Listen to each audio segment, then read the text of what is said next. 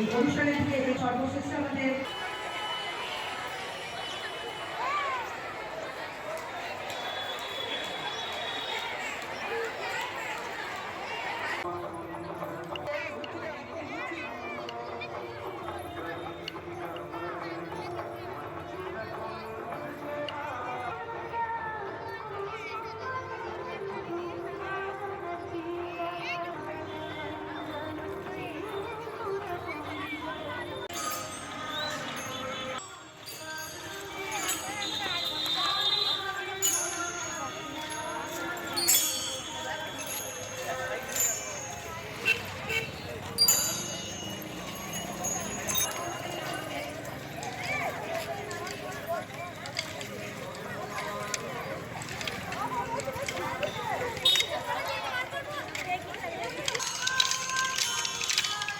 বাজারে বাজা বাজা খোল বাজা বেজেছে আজ বৃন্দাবন ছড়ানো প্রেম সে প্রাণে জীবনে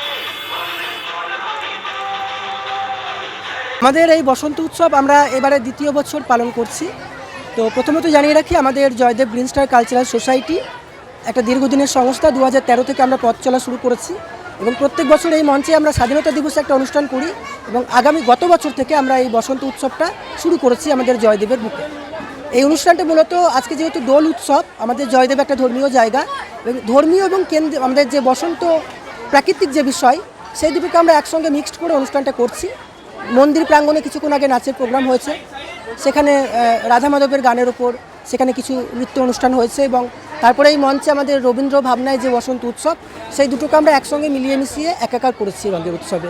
এবং এটাই বার্তা দিচ্ছি যে আমাদের যে দোল উৎসব বা বসন্ত উৎসব, এটা যেমন উৎসব, ঠিক সেরকম আমাদের একটা হিন্দু ধর্মের যেমন একটা উৎসব, সেমন সমস্ত মানুষের জাতি ধর্ম বর্ণ নির্বিশেষে সকলের এটা একটা উৎসব।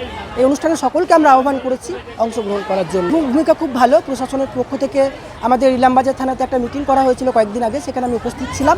তো সেই মিটিংয়ে শৃঙ্খলা রক্ষার জন্য এবং যাতে শান্তি সুষ্ঠুভাবে অনুষ্ঠানটা করা যায় তার জন্য ওরা নির্দেশিকা আমাদেরকে দিয়েছে। আমরা সেই নির্দেশিকা মেনেই আমরা এখানে অনুষ্ঠান করছি এবং আমাদেরকে প্রশাসন খুব ভালো রকম সহযোগিতা করেছে। সকাল থেকে এখনও পর্যন্ত কোনো বিশৃঙ্খলা হয়নি, আমরা সুষ্ঠুভাবে অনুষ্ঠান পরিচালনা করতে পারছি। আমাদের অনুষ্ঠান হ্যাঁ, আমাদের অনুষ্ঠান আছে।